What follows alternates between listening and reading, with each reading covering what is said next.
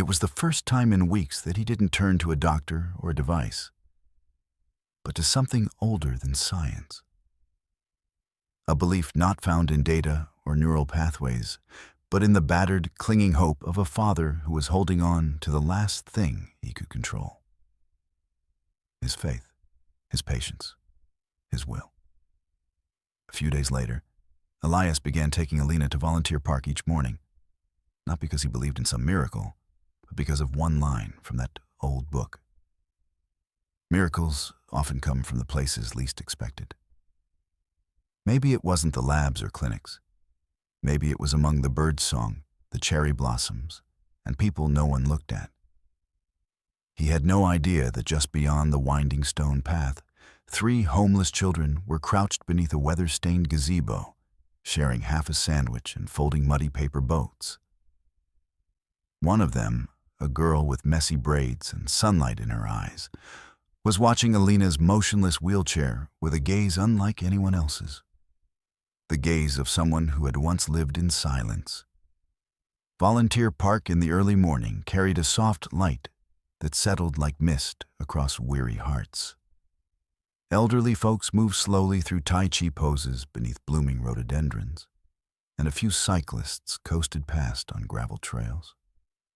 But near the park's far edge, where old wooden benches circled an overgrown flower bed, 3 children were huddled over a stack of crumpled newspapers, smoothing them into makeshift mats. No one paid attention to them. No one asked their names. Because to the world, Micah, Dante, and Nova were just shadows. Micah, 12, was the oldest. Thin-framed and alert-eyed, scanning every movement as if danger could arrive from anywhere. This week, he had spoken only 3 words. "Stop it, Nova." Dante, then, was the quietest. He never spoke, ever, but carried an old backpack filled with broken crayons, scrap paper, and carefully folded drawings. He communicated through pictures. And Nova, the youngest at 7, was their only brightness. She never walked without a flower in her hand. Today, a wilted daisy she'd picked from a sidewalk crack. "Do you see her?" Nova whispered, eyes fixed on the girl in the wheelchair under the cherry tree where Elias had parked. Alina sat perfectly still, hands on her lap, eyes unfocused. "She doesn't talk, just like Dante used to." Nova continued, not waiting for a reply.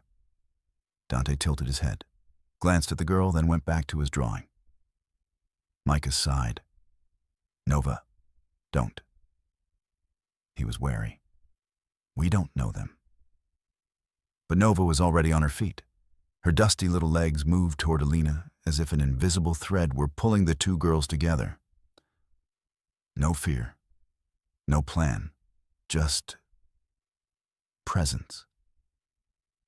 Micah cursed under his breath and pulled Dante up with him. The 3 kids crossed the grass silently, inching closer to the girl still sitting motionless beneath the cherry tree. Nova was the first to kneel. She didn't say a word. She simply placed the wilted white daisy on Alina's lap. Alina didn't move, her gaze still distant. Dante sat beside her and pulled from his backpack a small cardboard square, lightly colored in fading yellow. On it was a smiling sun and a wobbly message written in nearly dry marker. "Hello?" Nova took the card and gently placed it in Alina's hand. No reaction. But in that fragile instant, Micah, standing behind, caught a flicker. The faintest movement, as if one of Alina's fingers curled ever so slightly. "She just..." Micah whispered, unsure if it was real or imagined. Nova leaned in closer, eyes wide. "I saw it. She moved." Dante quickly pulled out another piece of paper and started to draw, this time a house with 4 figures standing out front, one of them in a wheelchair. Not far away, Elias stood talking on the phone, his eyes flicking over toward his daughter. At first, he didn't think much of it. But when he saw three strange children sitting beside her, handing her papers, something snapped. He hung up and strode quickly across the lawn. His chest tightened and his mind screamed. Who are they? What are they doing with my daughter? Each step grew heavier with panic until, just a few feet away, he shouted, "Get away from her!" The children jumped, startled. Micah instinctively shielded the younger two behind him. Nova burst into tears. Dante clutched his drawing to his chest. Elias stormed forward, snatched the hello card from Alina's hand, and flung it to the ground. "I said leave, now!" he barked, his voice shaking. Alina blinked, her lips pressed tight. A single tear slipped down Nova's cheek as she pulled Dante and Micah to run. None of them looked back. Elias dropped to his knees in front of his daughter. His heart pounded like war drums. He checked her and asked again and again, "Are you okay, Alina? Are you all right?" But she didn't answer. She just sat there, silent, as always. But something was different. Though the hello card had fallen, another piece of paper remained on Alina's lap, the drawing of the house with 4 people and the wheelchair.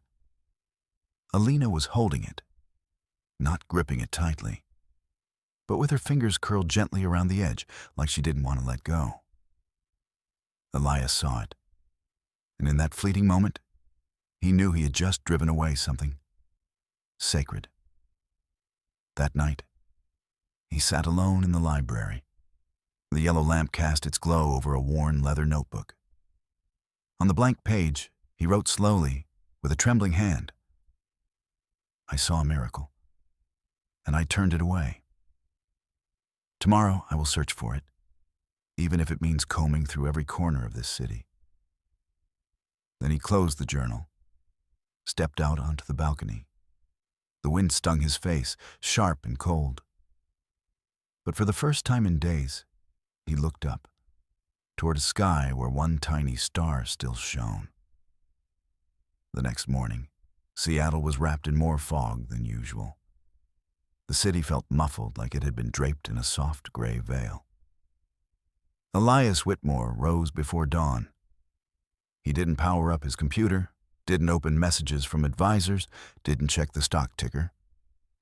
Instead, he opened the weathered leather notebook, flipped to the final page, and wrote, "If faith is the only key left, then I'll use it to unlock the door my daughter has closed." He walked into the kitchen, where Raul, the driver who'd served him faithfully for over 2 decades, was brewing coffee as always. "Raul," Elias said, but not in the voice of a CEO. It was the voice of a father. "I need your help finding 3 children. They were at the park yesterday." Raul set down the cup, a little surprised. "The ones you asked to leave, sir?" Elias nodded slowly, his eyes fixed on the eastern window, where the sun hadn't yet risen. "I made a mistake. I need to find them again. A girl with a flower, a quiet boy with a backpack full of drawings, and an older one who protected the other 2. Raul didn't question. He didn't judge. He simply nodded. "Yes, sir. I'll find them." And so, the search began. Raul returned to Volunteer Park first. He asked the gardeners, the donut vendor, and the street guitarist. Every time he mentioned 3 kids near the cherry tree, people only shrugged. Some vaguely remembered. Most hadn't noticed. 3 days passed. Elias barely slept. He didn't go to work, didn't change his suit. He sat for hours by Alina's window, looking down at the city, clutching his journal, waiting for a miracle to walk out from around the corner, like in an old storybook. On the 4th day, Raul returned late in the afternoon, his coat still carrying the scent of lumber from a makeshift shelter. "I found someone who might know them," he said.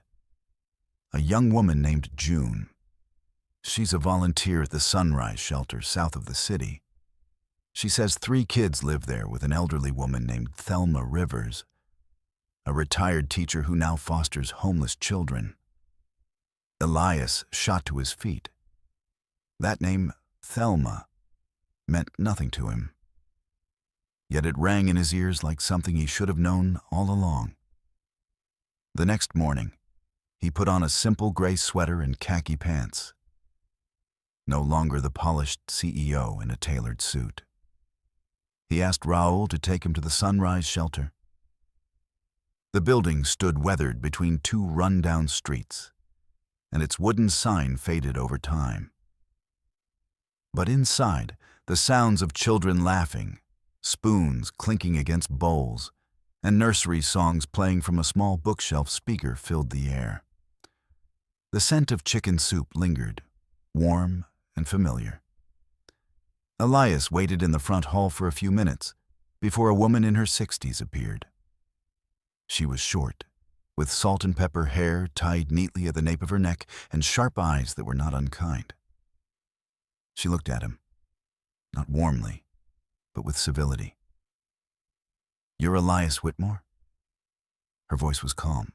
"Yes, I'm here to see the 3 children. I owe them an apology, and I need help for my daughter." Thelma didn't nod, didn't flinch. She simply stepped aside and gestured for him to follow. The back room was small but bright. The walls were covered in drawings, sunshine, houses, doves. A box of worn-down crayons sat on the table. In the corner, 3 children were folding shapes from old paper. Nova noticed him first. She straightened, her eyes wide, but didn't move away. Dante glanced over briefly, then returned to his sketch. Micah stood and shifted protectively in front of the others. Not hostile, just cautious. Elias stepped forward slowly, hands clasped before him. He bowed his head, a gesture he'd never made, not even in multi-million-dollar negotiations. "I'm sorry for yelling at you that day," he said softly. "I was afraid, and I reacted poorly. But I saw something. I saw Alina respond for the first time in weeks. Because of you. Because of the drawing. Because of the flower." No one spoke. The wind outside whispered through a crack in the window. Elias continued, his voice hoarse with emotion. "She needs you. And if you're willing, please come see her again. Not for me." For her, Thelma remained by the door, silent, letting the moment unfold. Micah looked at the other 2. Dante gave a small nod. Nova reached for her brother's hand. Then, all 3 stepped forward to stand before Elias. "We'll come," Micah said, "but only for the girl, not for you." Elias nodded, his voice trembling. "I understand. And thank you. Thank you for seeing her, when the whole world, even I, had looked past her." Thelma watched, her eyes softening slightly. But as Elias turned to leave, she murmured, just loud enough to be heard, like a quiet warning. "You were once given a chance, Elias. Don't wait until now to learn how to listen." He paused for a beat, then nodded. "I will listen, with everything I've never heard before." The gates of the Whitmore estate opened slowly. Gone was the usual cold formality. Today they welcomed 3 children who, by the logic of the upper class, should never have crossed this threshold. But Elias Whitmore stood waiting on the front steps, not in a suit, not in a tie, but in a soft brown sweater and neatly pressed khakis. His gaze stretched out across the driveway, as if afraid those he hoped for would not come. The silver SUV pulled up. Raoul stepped out first and opened the door. Micah emerged cautiously. Dante clutched his backpack tightly, and Nova carried a small bundle of white daisies she'd picked along the walk. Miss Thelma followed, her wool coat wrapped snugly around her, offering Elias a firm nod as if to say, "I'm here, but let the children lead the way." Elias opened the door. "Thank you for coming," he said quietly. No explanations, no excuses. He simply led them down the long hallway, where sunlight from the skylight glowed on polished wooden floors. Along the corridor, Alina's childhood drawing still hung, smiling cats, a mustached son, and one in particular, Elias, holding Alina in his arms. When they reached the room, Elias stopped. "She's inside," he whispered. "Since the day you left, she hasn't moved. But I believe she's waiting." He opened the door. The room was softly lit. The machines were still present. But the space had changed, gentler now. Pastel pillows, a new stuffed bear, a tray of watercolor paints, and a small lavender plant on the windowsill. Alina sat where she always had, in her familiar wheelchair, head slightly bowed, eyes cast down. She didn't look at anyone. Nova was the first to step inside. She didn't say a word. She placed the bouquet of daisies on the table, then walked over and gently sat beside Alina, whispering, "Do you remember me?" Without waiting for a reply, Nova pulled out a new drawing. Two little girls, one standing, one in a wheelchair, both looking at the sun. Dante quietly laid out his small cards on the table, each one a symbol: a smiling face, a sad face, a cupcake, a cat. He arranged them in a line, then sat and waited. Micah came last, still keeping his distance. He pulled out a paper mask with a goofy clown face, placed it on his head, and in a deep, mock-serious voice said, "Greetings, Princess Alina. I am Mr. Silly from the planet Nonsense. If anyone here knows how to laugh, raise your hand."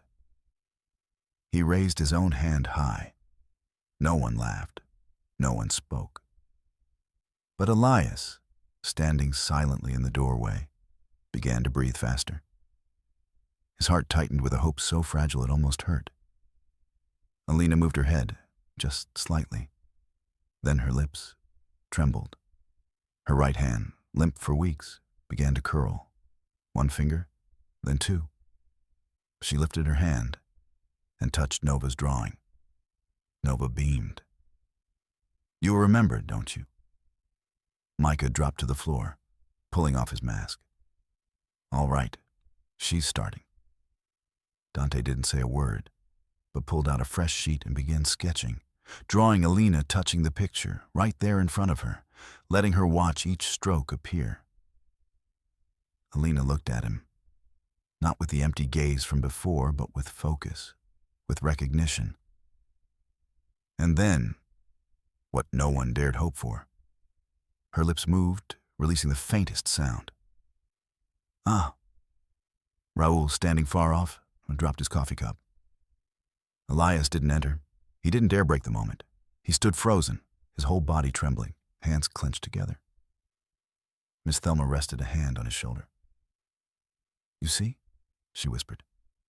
"Miracles. They never belong to just one person." Elias didn't respond. Tears fell, his first since Julia's funeral. Not from sorrow, but from witnessing something he feared was lost forever. Hope. Alina turned her head, slowly, and looked at Nova. Then, she nodded.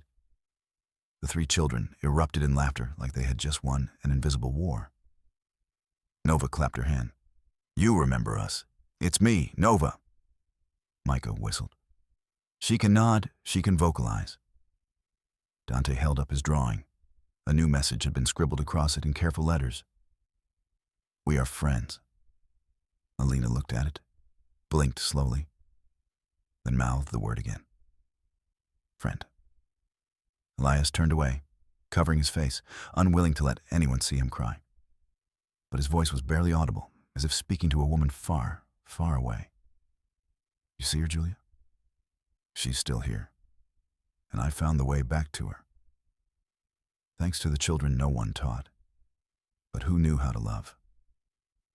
That day, the Whitmore estate echoed with no vacuum motors, no heels clacking down marble floors, and no intercom chimes.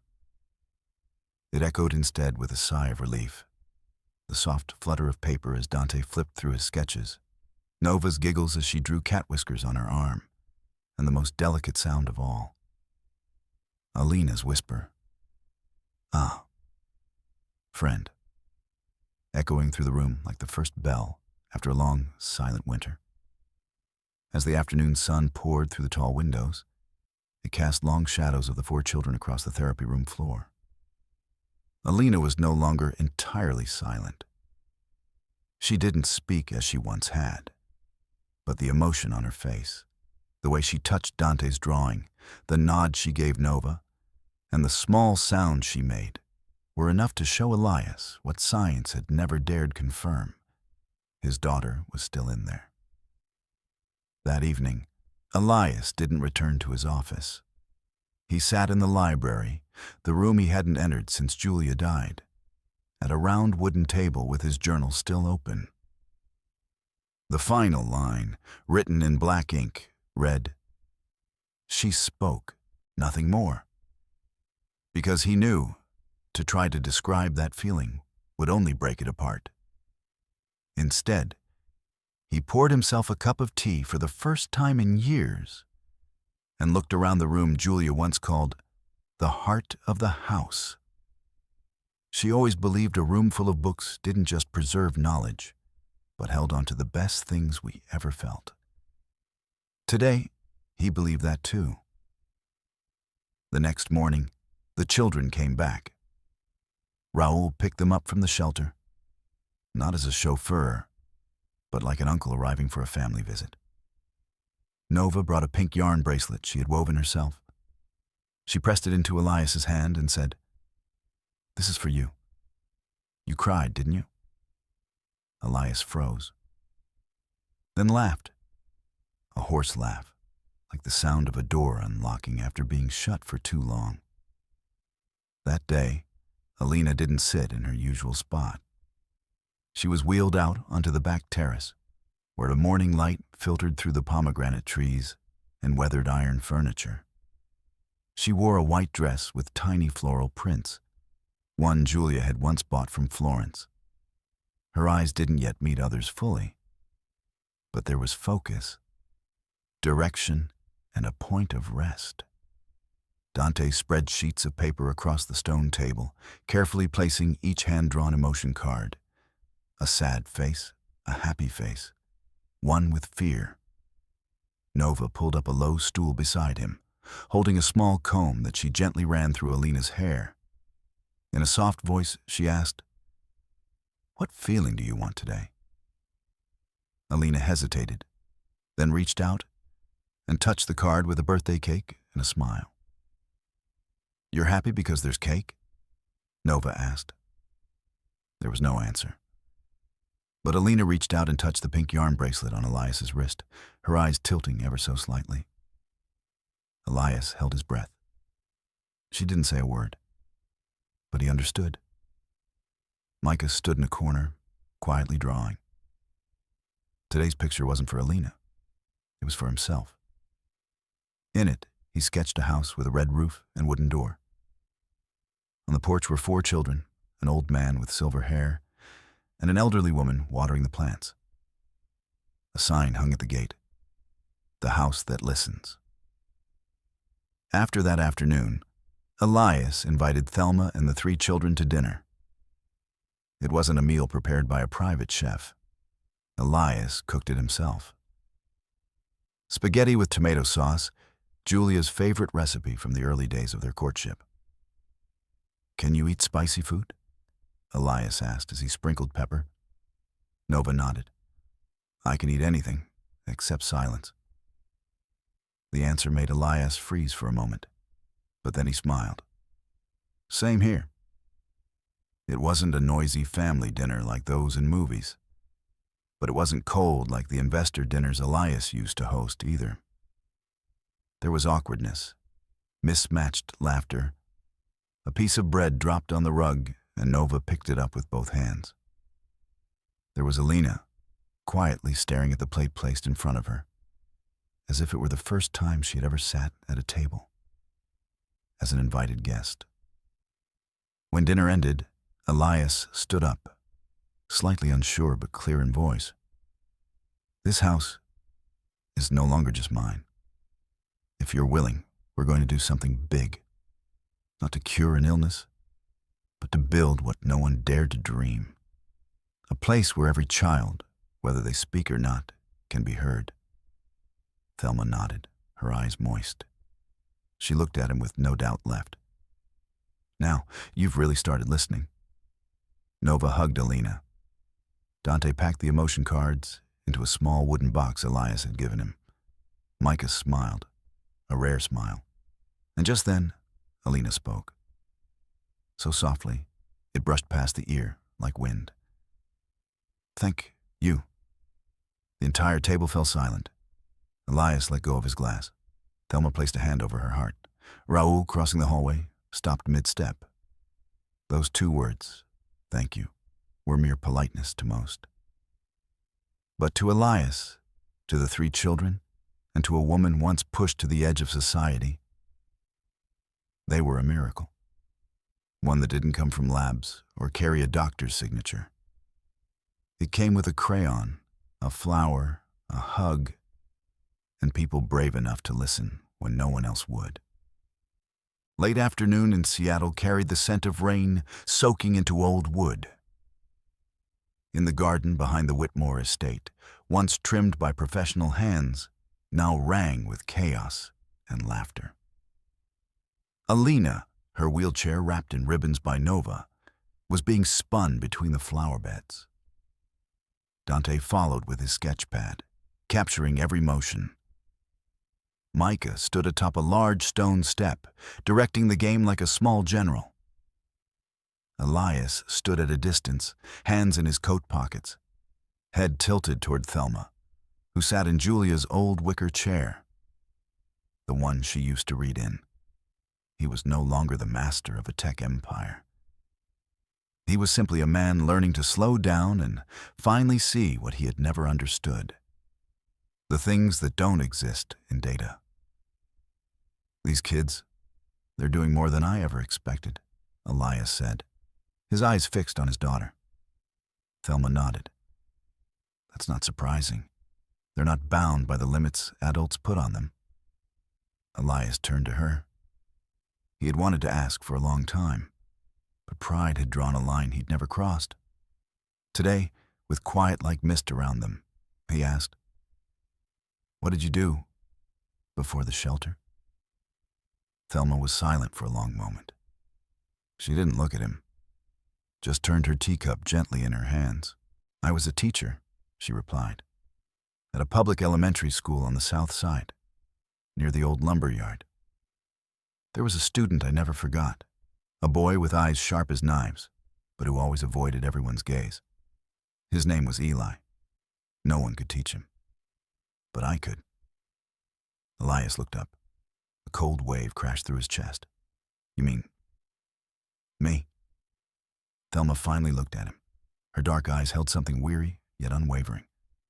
"You don't remember me, but I remember you clearly. I was let go for being too emotional. They said I shouldn't hug students when they cried, shouldn't let them stay after class just to doodle on the board. And I remember your father called the principal." Elias froze. The memory returned to him in full. A winter's day, young Eli being scolded by his father for drawing a cat on the board instead of solving a math problem. And a woman who knelt beside him and said, "It's all right. Drawing is just another way of solving problems." "You're Miss Rivers?" Elias whispered, as if unlocking a door that had been sealed for decades. "Yes," Thelma replied, not with bitterness but quiet affirmation. Elias bowed his head. I'm sorry." Thelma placed her hand on her knee. "You don't owe me an apology, but you owe yourself something. Don't repeat old wounds. Don't let your daughter grow up in a world where no one ever touches her soul." Silence lingered between them. Laughter drifted in from the lawn, like a soft thread tying together 2 people sitting in the shadows of the afternoon. Elias exhaled slowly. I want to begin again. Not just with Alina, with every child who's never been heard, never been believed, never been asked. He turned to her. I want to turn this estate into a center, not a hospital, a place where children can learn in their own way. Will you help me? Thelma looked at him for a long time, then smiled gently. On one condition. What is it? No uniforms, no report cards, no identical chairs. Elias laughed. A full, genuine laugh. The kind Julia once said, tasted like cinnamon and honey, but he never let anyone hear it. I promise. The next day, Elias summoned architects, therapists, and acoustic engineers to the estate. But instead of presenting a CAD file, he handed them a pencil-drawn sketch. At the top, it read, "The Listening House, a place where no one is asked to be anyone else." Micah, Dante, and Nova were given full say over the colors of each room. During one of her rare moments of expression, Alina pointed to a picture of the sun that Dante had taped to the wall. So they painted an entire section bright yellow. Thelma was granted full authority over the learning program. She brought in a new teacher, Miss Camila, 27, who had quit her public school job after refusing to enforce a no talking in class policy. Elias stood in what used to be Alina's biomonitoring chamber, now stripped of all machines, filled with soft rugs and pinboards covered in artwork. He turned to Camilla. This isn't a classroom.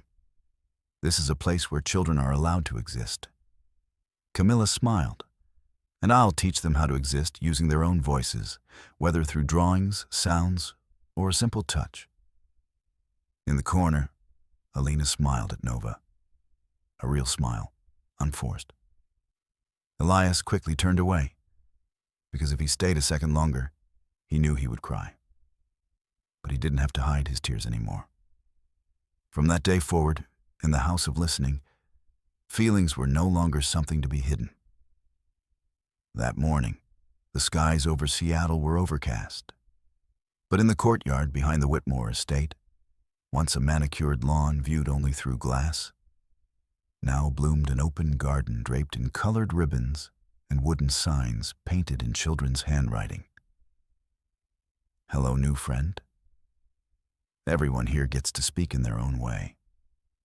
No one gets left behind. There was no band, no red carpet, no photographers pushing through the crowd.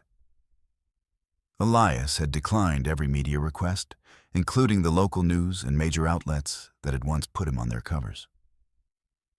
If anyone comes, he told Thelma, they come for the children, not for me. And Thelma nodded. That was the moment she knew he had truly learned. That day, there were only 22 children, some from shelters, some from single-parent homes, and some from schools that had labeled them unable to integrate. Some arrived in wheelchairs. Some wore noise-canceling headphones. One didn't say a word the whole time, clutching a stuffed bear. Another couldn't stop pacing in circles, unable to sit still. No one asked them to be different. No one told them to be more reasonable.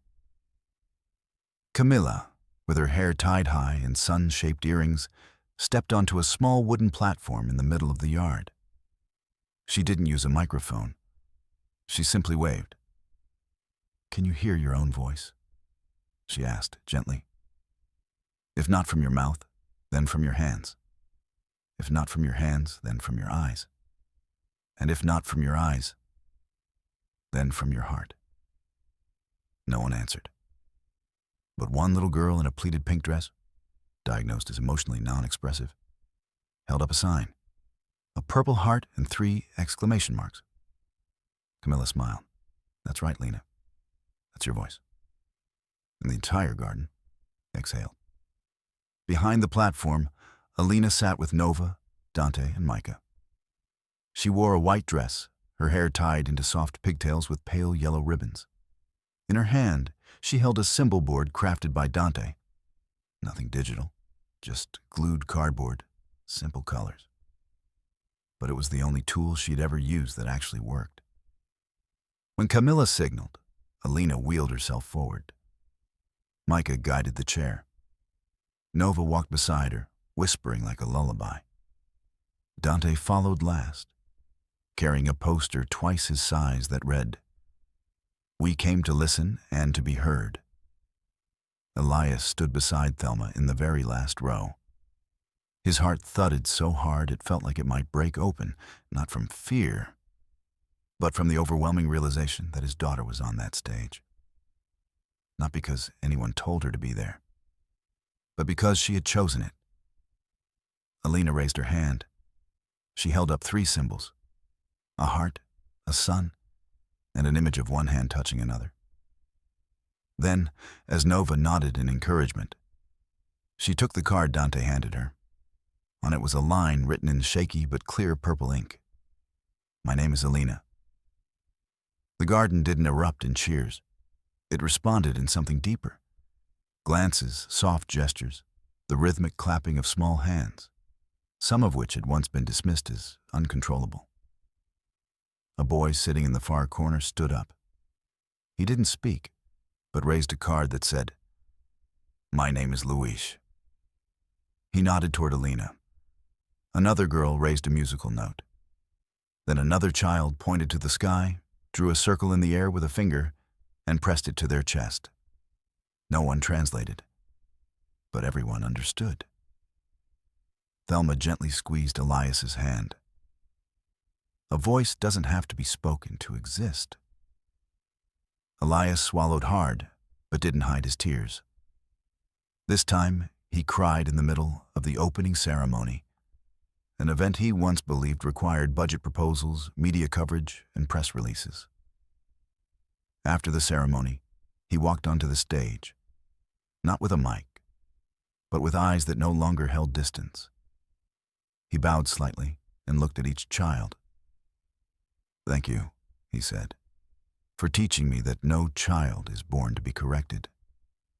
Each of you has a way of speaking, and our job is to listen the way you choose to speak." He turned to look at Alina.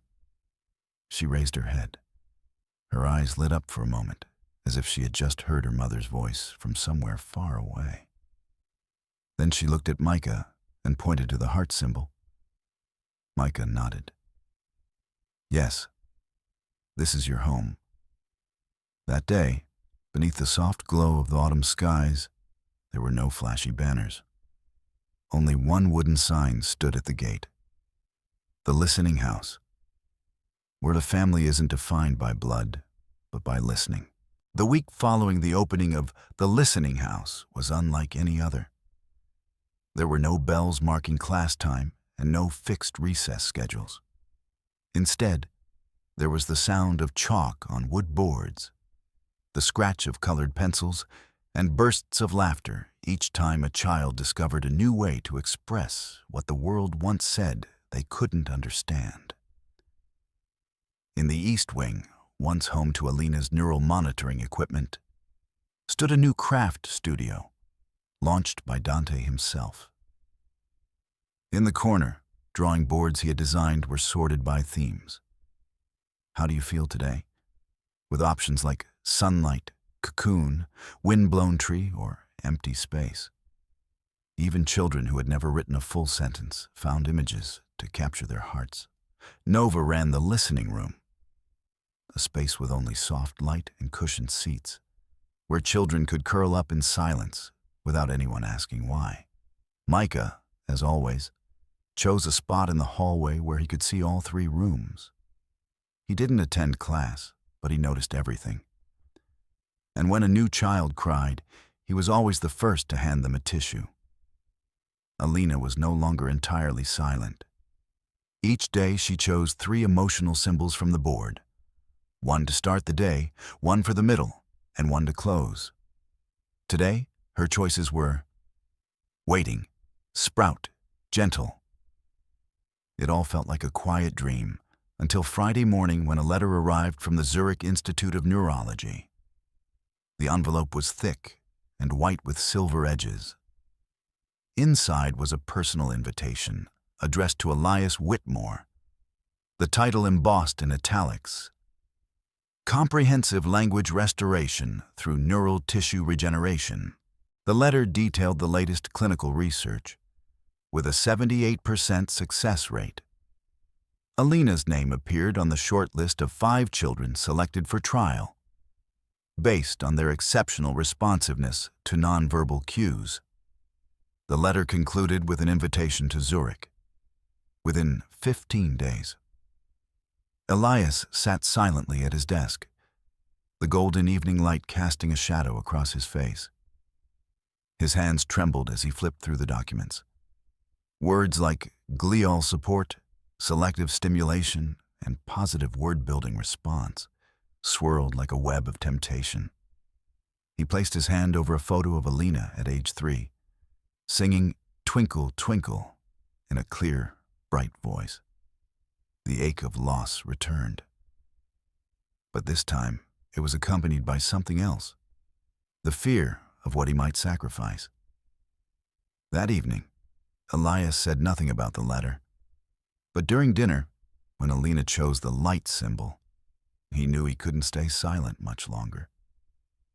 After the children went off to the common room, he called Thelma and the 3 kids out to the back porch. Under the soft glow of the amber lamp, Elias placed the letter on the wooden table. This is what science is offering me, a near one-time chance for her to speak again, like a typical child. Micah leaned against the armrest. Speak like everyone else? You mean, in a way adults find easier to understand? Elias nodded slowly. I don't know if I should hope for this, or keep believing in what we're building here together. Nova looked up at him. I think she's already speaking. But she's speaking through pictures, Elias replied. Through her eyes, her silence. But would it be wrong if we could help her form words again, like before? Silence. No one spoke, until Thelma rose, pulled her chair closer to Elias, and placed her hand on the letter. If what you need is logic, this letter has it all. But if what you want is the truth, then ask the only person this decision will truly affect. Elias turned toward the glass door, where Alina sat drawing, not alone. Dante was beside her. Nova was braiding her hair. Micah stood nearby, watching over them. Elias nodded. Tomorrow, I'll ask her. The next morning, he laid the entire invitation across the table and placed Dante's symbol cards beside it. Doctor, cold room, hospital, friends, understand, fear, stay, go far. Alina entered, gently pushed by Raoul. She didn't react to the letter, but her gaze stopped at one symbol, fear. You're afraid of this? Elias asked, hand resting on the envelope. Alina nodded. Then, slowly, she touched friends. Then understood. Then stayed. Elias couldn't breathe. He held his daughter's hand, eyes glistening. If you say no, I will listen. And in that moment, like a gift, Alina picked up a new symbol, a small purple heart Nova had added the day before. She raised it and whispered, barely a breath. Enough. Just 2 words, but enough for Elias to understand. She didn't need more. She only needed to be believed, and to be left as herself. The letter of refusal was handwritten by Elias, not because he couldn't type it, but because he wanted every stroke of ink, every pause in breath, every tremble in his wrist to be living proof that this decision came not from logic, but from faith. To the Zurich Institute of Neurology, I am deeply grateful for the remarkable opportunity extended to my daughter, Alina Whitmore. But after long observation, quiet reflection, and finally learning how to listen, I now understand that my daughter is already speaking in her own way. and we are learning to hear her with our hearts. She does not need to be healed. She needs to be seen. Therefore, we respectfully decline the invitation. With gratitude, Elias Whitmore. That letter wasn't tucked away in a drawer. Elias published it in a full-length editorial in The Atlantic, the same magazine that once featured him in a cover story on artificial intelligence and innovation. But this time, he didn't write as a tech visionary. He wrote as a father, a man once celebrated as a genius, now admitting he had been deaf for the first 7 years of his daughter's life. The piece went viral. Some praised it. Others criticized. Headlines flooded social media. Billionaire rejects medical cure for daughter over sentimental belief? The gentle rebellion of Elias Whitmore. Family or science? Who has the right to decide a child's voice? Elias received letters from around the world. A single mother sent a clip of her son drawing instead of speaking. A neurologist forwarded a data-filled rebuttal. But there were also handwritten notes from teachers, volunteers at refugee camps, and caregivers. Thank you for saying what we've never had a microphone to say. And Elias? He didn't respond to every letter, but he acted. The listening house became a model. No one had expected the Whitmore estate, once a symbol of the billionaire class's quiet power, to become the birthplace of a new educational movement. Thelma led a council of grassroots educators. Camila wrote the first curriculum titled Learning Through What Isn't Spoken. Micah, Dante, and Nova were named youth advisors, not honorary, but with actual decision-making power. They were the first 3 children who once made a silent girl whisper her way back. But the greater the reach, the louder the resistance. One early winter afternoon, Elias received an invitation to speak at a national education summit in D.C. The theme, Innovation in Special Education.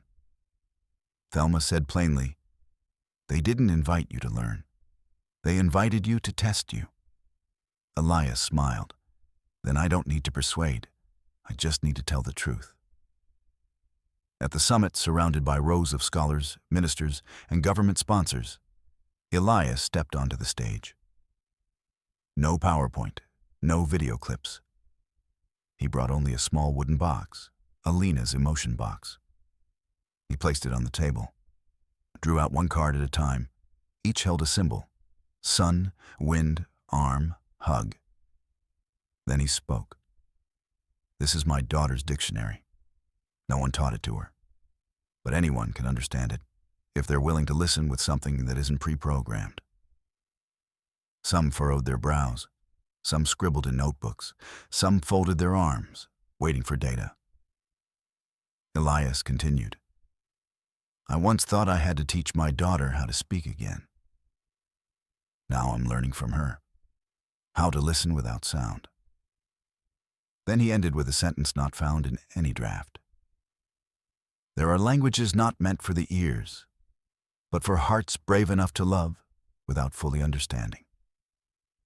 The room fell silent. After that speech, a few sponsorships were withdrawn. Some partnerships were paused. But something else happened.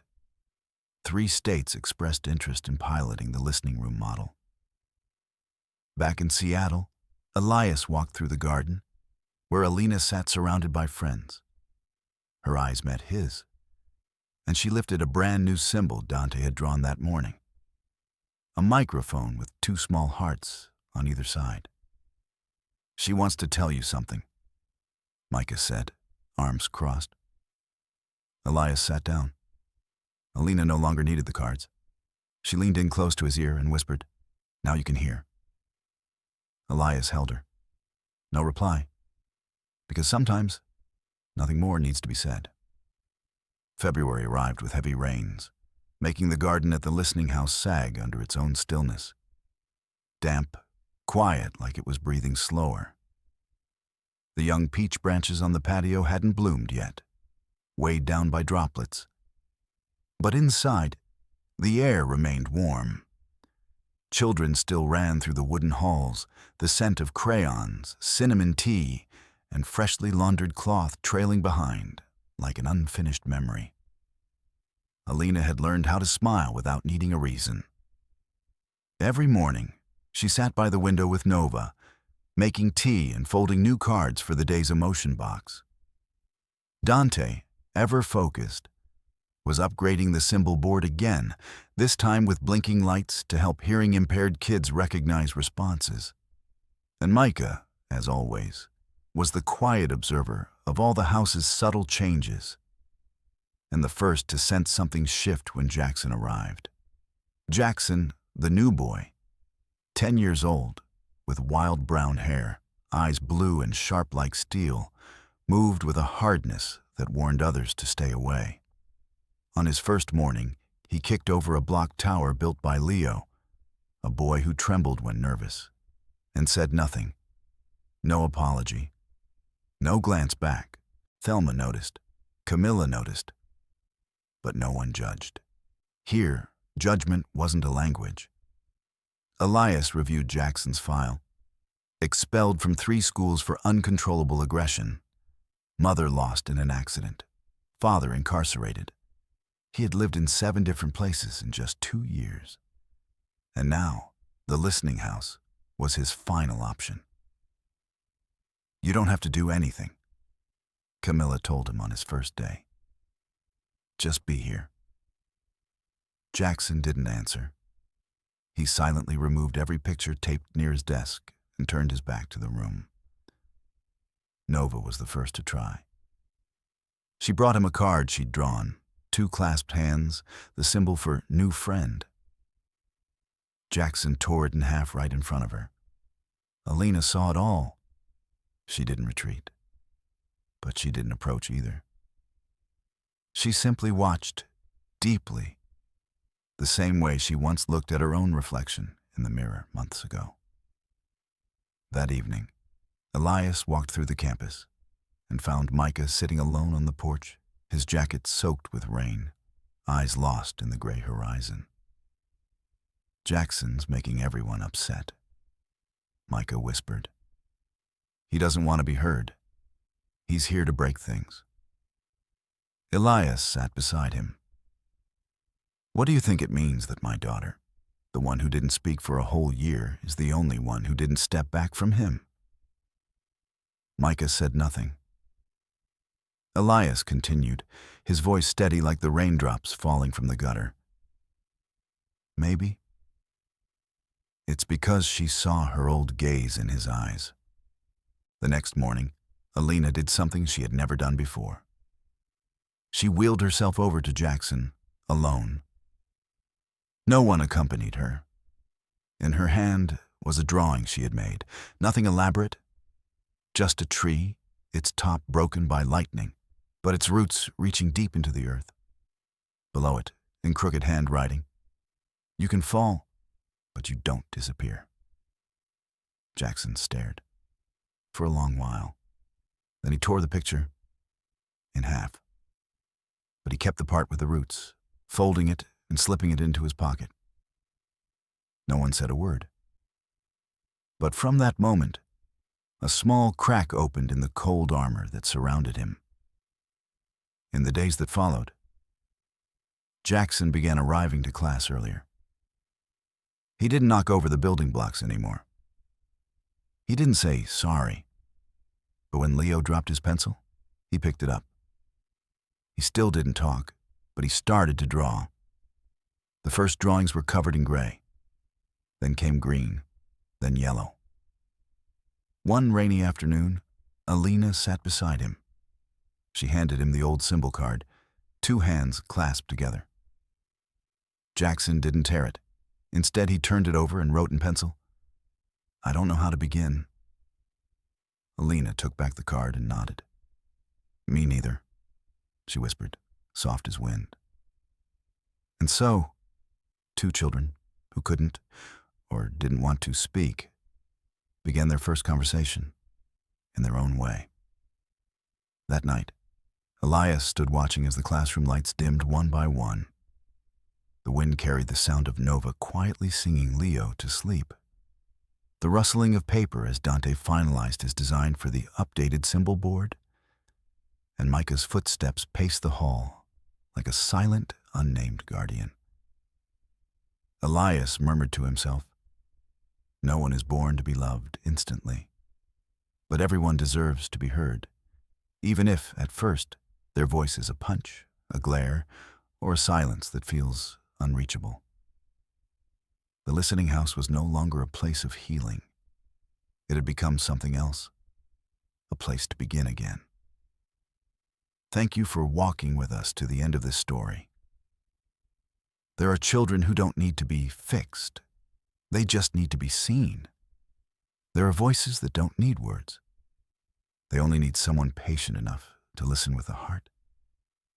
And there are families not built by blood, but by the simple, sacred moments when we sit beside one another in silence and understanding. Remember this: a burning belief can create what once seemed impossible. Real listening happens not with the ears, but with the soul. If this story touched you in any way, share it with someone who might need to be heard. Don't forget to leave your thoughts below. We read every single comment with our hearts. And if you believe that kind of story can change the world, hit subscribe and turn on the notification bell today. Because each week, we return with a new journey, gentle, profound, and filled with quiet hope. We'll see you in the next story. You never know. That story might just be yours. The next morning, Alina did something she had never done before. She wheeled herself over to Jackson, alone. No one accompanied her. In her hand was a drawing she had made, nothing elaborate, just a tree, its top broken by lightning, but its roots reaching deep into the earth. Below it, in crooked handwriting, "You can fall, but you don't disappear." Jackson stared for a long while. Then he tore the picture in half. But he kept the part with the roots, folding it and slipping it into his pocket. No one said a word. But from that moment, a small crack opened in the cold armor that surrounded him. In the days that followed, Jackson began arriving to class earlier. He didn't knock over the building blocks anymore. He didn't say sorry. But when Leo dropped his pencil, he picked it up. He still didn't talk, but he started to draw. The first drawings were covered in gray. Then came green, then yellow. One rainy afternoon, Alina sat beside him. She handed him the old symbol card, two hands clasped together. Jackson didn't tear it. Instead, he turned it over and wrote in pencil, "I don't know how to begin." Alina took back the card and nodded. "Me neither," she whispered, soft as wind. And so, two children who couldn't or didn't want to speak began their first conversation in their own way. That night, Elias stood watching as the classroom lights dimmed one by one. The wind carried the sound of Nova quietly singing Leo to sleep. The rustling of paper as Dante finalized his design for the updated symbol board, and Micah's footsteps paced the hall like a silent, unnamed guardian. Elias murmured to himself, "No one is born to be loved instantly, but everyone deserves to be heard, even if, at first, their voice is a punch, a glare, or a silence that feels unreachable." The listening house was no longer a place of healing. It had become something else, a place to begin again. Thank you for walking with us to the end of this story. There are children who don't need to be fixed. They just need to be seen. There are voices that don't need words. They only need someone patient enough to listen with a heart. And there are families not built by blood, but by the simple, sacred moments when we sit beside one another in silence and understanding. Remember this: a burning belief can create what once seemed impossible. Real listening happens not with the ears, but with the soul. If this story touched you in any way, share it with someone who might need to be heard. Don't forget to leave your thoughts below. We read every single comment with our hearts. And if you believe that kind of story can change the world, hit subscribe and turn on the notification bell today. Because each week, we return with a new journey, gentle, profound, and filled with quiet hope. We'll see you in the next story. You never know. That story might just be yours.